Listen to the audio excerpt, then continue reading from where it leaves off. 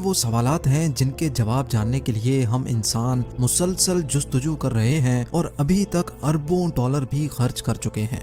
Space में मौजूद दूसरे प्लैनेट्स के अंदर जिंदगी पाई जाती है कि नहीं? अगर पाई जाती है तो आखिर वो एलियंस दिखते कैसे हैं और कैसे अपनी जिंदगी गुजारते हैं?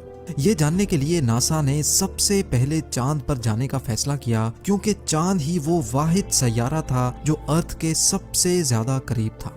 3,84,000 किलोमीटर दूर अर्थ के गिर्द गोल चक्कर लगाने वाले चांद की तरफ 1968 में पहली बार एक स्पेस क्राफ्ट भेजा गया। इस स्पेस क्राफ्ट का नाम था अपोलो 8 और इसका मिशन था कि इसको चांद का एक ऑर्बिट करके वापस आना है। अपोलो 8 में 3 एस्ट्रोनॉट्स भी मौजूद थे जिनको चांद के करीब पहुंचने में पूरे 68 आवर्स लग गए थे। चांद के गिर्द चक्कर लगाने के दौरान इनको कोई अजीब चीज तो नहीं दिखी, लेकिन ये तीनों एस्ट्रोनॉट्स वो पहले इंसान थे जिन्होंने अर्थ राइज देखा था। यानी जैसे हम सनसेट और सनराइज देखते हैं, वैसे ही इन्होंने अर्थ राइज देखा था और इस हसीन मंजर की फोटो भी पहली बार ही अपोलो 8 से ली गई थी। इस मिशन के अगले ही साल यानी जुलाई 1969 में नासा का स्पेस क्राफ्ट अपोलो 11 पहली बार चांद पे लैंड हुआ था और कमांडर नील आर्मस्ट्रॉन्ग वो पहला शख्स था जिसने चांद पर कदम रखा था। ऑल्ड्रिन और नील आर्मस्ट्रॉन्ग ने चांद पर 2 घंटे 15 मिनट तक मून वॉक की और वहां की मिट्टी के सैंपल्स लेकर वापस अर्थ की तरफ रवाना हुए। नासा का कहना है कि क्योंकि चांद पर ना ही हवा चलती है और ना ही वहां ऑक्सीजन है, इसी वजह से आज भी वहां एस्ट्रोनॉट्स के जूतों के निशानात मौजूद हैं। नासा के मून मिशन के दौरान तो किसी को भी एलियन नजर नहीं आए, लेकिन चांद के गिर्द घूमने वाली सैटेलाइट जो मुसलसल हमें चांद की फोटोज भेजती है, उसमें काफी कुछ देखा जा चुका है। एलियन रिसर्चर स्कॉट सी वेरिंग का मानना है कि नासा की तरफ से पब्लिश की जाने वाली चांद की फोटोज में ऐसे कई स्पॉट्स देखे गए हैं जहां अंडरग्राउंड एलियंस के होने का खदशा है। उन्होंने नासा की तरफ से पब्लिश की जाने वाली फोटोज में चांद पर एक ऐसे स्पॉट की निशानदेही की जिसमें एक अजीबो गरीब किस्म की बिल्डिंग नजर आ रही थी। स्कॉट का मानना है कि ये चीज चांद पर दिखने वाली बाकी तमाम चीजों से काफी ज्यादा मुख्तलिफ है और ये किसी भी तरह से नॉर्मल नहीं लगती।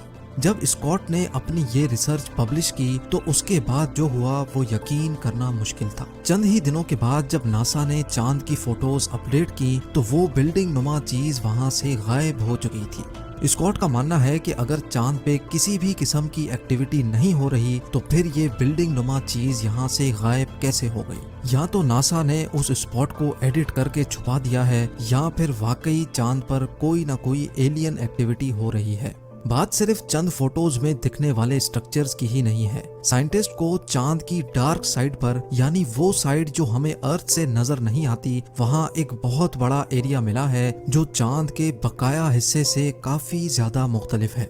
देखने में तो ये एरिया सिर्फ डिफरेंट ही लग रहा था, लेकिन तहकीक के बाद जो मालूम पड़ा वो और भी ज्यादा हैरत अंगेज था। साइंटिस्ट का मानना है कि चांद का ये हिस्सा 43,000 स्क्वायर किलोमीटर जितना बड़ा है और ये उस मिट्टी से नहीं बना हुआ जो नील आर्मस्ट्रॉन्ग लेकर आया था, बल्कि ये एक मेटल से बना हुआ है।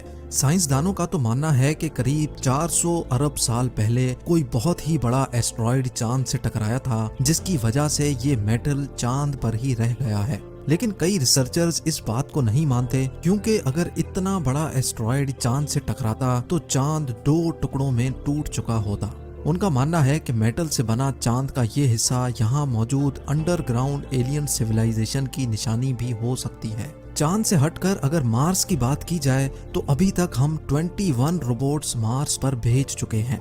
मार्स, जिसको रेड प्लेनेट भी कहा जाता है, वो जमीन से करीब 40 करोड़ किलोमीटर दूर है। लेकिन सूरज के गिर्द चक्कर काटने के दौरान हर 2 सालों के बाद एक दिन ऐसा भी आता है जब मार्स अर्थ से काफी ज्यादा करीब हो जाता है और उस दिन ये डिस्टेंस सिर्फ 6 करोड़ 20 लाख किलोमीटर रह जाता है। ये डिस्टेंस भी कोई इतना ज्यादा कम नहीं है। अर्थ से मार्स तक अभी तक जो भी रोबोट्स भेजे गए हैं उनको वहां पहुंचने में पूरे 7 महीने लग जाते हैं। मार्स पर भेजे गए 21 रोबोट्स में से 17 रोबोट्स तो वहां लैंडिंग के दौरान ही क्रैश कर गए, जबकि सिर्फ 4 रोबोट्स ऐसे हैं जो वहां कामयाबी से लैंड कर गए और अभी तक मिशन पे हैं।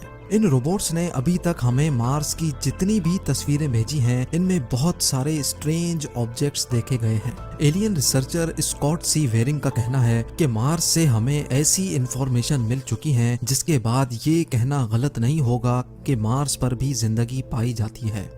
उनका कहना था कि उनको मार्स की फोटोज में छोटे पिरामिड्स भी दिखे हैं, यानी पिरामिड्स जिन्होंने अर्थ पर ही एक बहुत बड़ी मिस्ट्री खड़ी कर रखी है। ऐसे ही छोटे साइज के पिरामिड मार्स पर भी देखे गए हैं। मार्स पर मौजूद क्यूरियोसिटी रोवर की एक फोटो में बहुत सारे पत्थर देखे जा सकते हैं, लेकिन इन पत्थरों में एक पत्थर सबसे अलग दिखता है जिसकी शक्ल बिल्कुल पिरामिड जैसी है। ऐसा मालूम होता है कि किसी ने खास तौर पे ये छोटा पिरामिड यहाँ बनाया है, लेकिन आखिर किसने?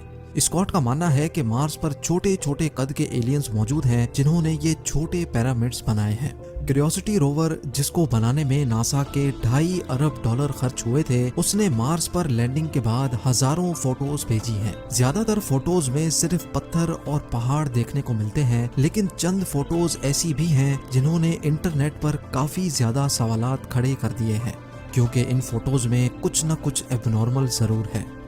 इन फोटोज में से सबसे ज्यादा फेमस होने वाली फोटो 1976 में वाइकिंग 1 ने कैप्चर की थी, जिसमें मार्स पर एक बहुत बड़ा फेस देखा जा सकता है। या तो ये एक इत्तेफाक है, या जैसे एंशिएंट इजिप्शियंस बड़े बड़े स्टैचूज बनाया करते थे, वैसे ही एलियंस ने भी ये यादगार स्टैचू मार्स पर बनाया है। इस फोटो पर नासा का कहना है कि ये मार्स पर मौजूद एक बहुत बड़ा पहाड़ है जिस पर लाइट पड़ने और शेडोज बनने की वजह से ये एक शक्ल दिख रही है।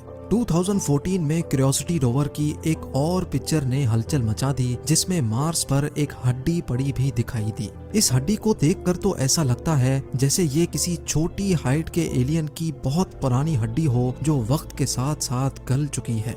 नासा के मुताबिक ये कोई हड्डी नहीं है, बल्कि ये एक पत्थर है जिसकी शक्ल तेज हवाओं की वजह से हड्डी जैसी हो चुकी है। चले ये मान भी लेते हैं कि ये हड्डी नहीं है, लेकिन 2016 में मार्स से आने वाली इस फोटो में तो एक पूरी खोपड़ी भी देखी गई। इस फोटो के रिलीज होते ही इंटरनेट पर एक नई डिस्कशन शुरू हो गई। एलियन रिसर्चर्स का तो पूरा यकीन है कि मार्स पर कुछ ना कुछ गड़बड़ जरूर है, या तो यहाँ एलियंस का बसेरा है या कभी हुआ करता था। और ये बात नासा की रिसर्च से भी साबित हो चुकी है कि मार्स पर किसी दौर में जिंदगी हुआ करती थी। अभी इस एलियन खोपड़ी से मामला निकला ही नहीं था कि मार्स क्यूरियोसिटी रोवर की एक और फोटो ने धूम मचा दी। इस फोटो में एक ऐसा पत्थर देखा गया जिसकी शक्ल अर्थ पर मौजूद मछलियों जैसी थी। ऊपर से लेकर नीचे तक हूबहू मछली जैसा दिखने वाला पत्थर, और वो भी करोड़ों किलोमीटर दूर मार्स पर आखिर क्या कर रहा है। मार्स पर मौजूद रोवर्स की मदद से मिलने वाली इंफॉर्मेशन में ये तो साबित हो चुका है कि 3 अरब साल पहले मार्स अर्थ की तरह हरा भरा सरसब्ज हुआ करता था, और यहाँ बड़े बड़े समंदर होने की भी निशानियां मिल चुकी हैं। और ये भी माना जा रहा है कि ये समंदर अभी भी मार्स की जमीन के नीचे ही जमे हुए हैं, जिस पर मजीद तहकीक हो रही है। 2014 में मार्स रोवर ने रात के वक्त की एक फोटो कैप्चर की, जिसको देखकर मार्स पर एलियंस के होने से इनकार नहीं किया जा सकता, क्योंकि इस फोटो में एक चट्टान के अंदर से लाइट आती देखी जा सकती है। इस फोटो के पब्लिश होने के बाद एलियन रिसर्चर्स का कहना है कि ये मार्स पर एलियन एक्टिविटी का मुंह बोलता सबूत है। ये तो हम इंसान बोल रहे हैं कि मार्स एक बंजर प्लेनेट है, असल हकीकत क्या है ये शायद हमारे लिए जानना काफी ज्यादा मुश्किल है। मार्स पर कई फोटोज ऐसी भी कैप्चर की गई हैं जिसमें स्टैचूज देखे जा चुके हैं। 2018 में कैप्चर होने वाली इस फोटो में पत्थर से बना स्टैचू का फेस वाजे तौर पे देखा गया, जबकि 2015 की एक फोटो में दूर पहाड़ पर एक फीमेल का स्टैचू भी देखा गया।